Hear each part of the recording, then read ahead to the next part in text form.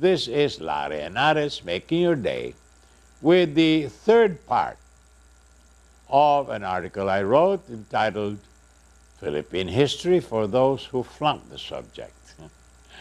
So part 3 is entitled Compared to Spain, the Philippines was heaven on earth.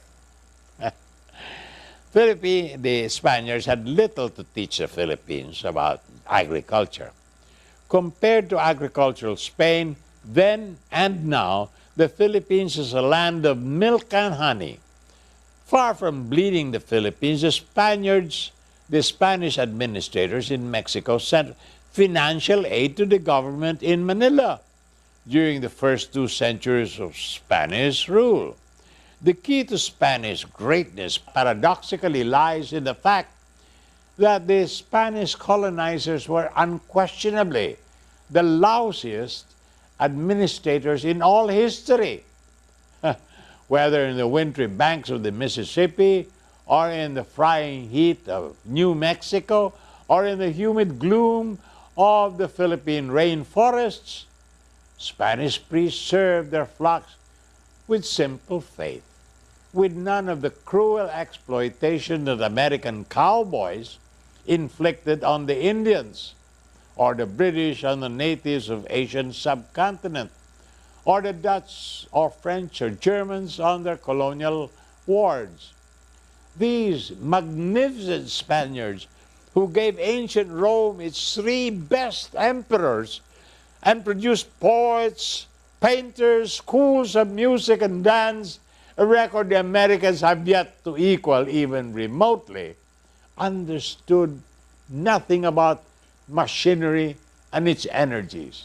The Spaniard possessed no inquiring mind. He did not seek truth because he believed he found it already in the Catholic Church. As a result, he resisted the advance of science and technology, which was bad enough, but he spurned its child, the Industrial Revolution, which was fatal. More about this after these messages.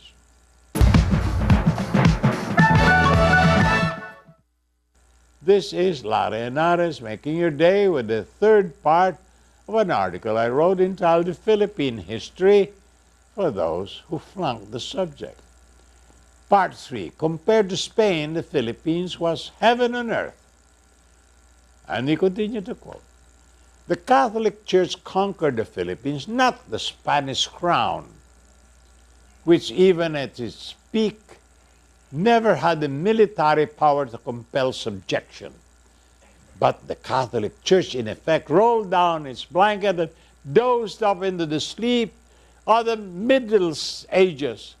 In the 16th century to the 18th centuries, when Europe underwent the frightful religious wars of the Reformation, the cruel Inquisition, the ghastly plagues that decimated 1/4 of its population, the abject poverty, ignorance, and involuntary servitude that was the price of the Industrial Revolution, the Philippines was spared.